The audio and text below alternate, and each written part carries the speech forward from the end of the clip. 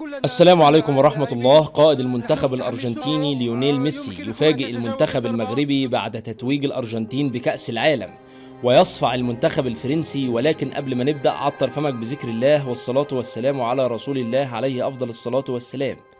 بعد انتهاء المباراة النهائية في كأس العالم بين المنتخب الأرجنتيني والمنتخب الفرنسي، والتي انتهت بفوز المنتخب الأرجنتيني ليتوج بكأس العالم لأول مرة في تاريخ ليونيل ميسي، فقد صرح قائد المنتخب الأرجنتيني ليونيل ميسي بعد هذه المباراة وأدلى بتصريحات لقناة الدوري والكأس القطرية، وقال: هذه المباراة كانت أهم مباراة لي في مسيرتي الكروية، لأن هذا المونديال كان آخر مونديال سأشارك فيه، فأنا فعلت المستحيل من أجل التتويج بكأس العالم.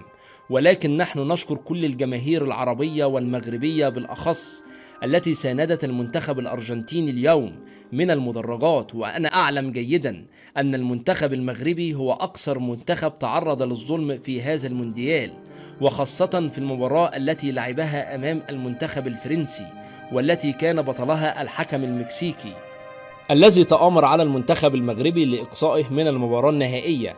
فنحن انتقمنا لأنفسنا أولا من المنتخب الفرنسي، وانتقمنا أيضا للمنتخب المغربي، لأن المنتخب الفرنسي لا يستحق التواجد في المباراة النهائية.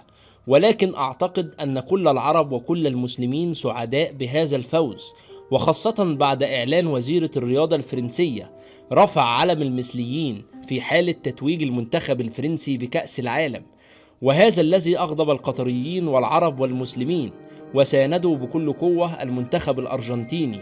وأنا تابعت بكل قوة الأخبار جيدا، وشاهدت هذا الدعم عبر وسائل التواصل الاجتماعي.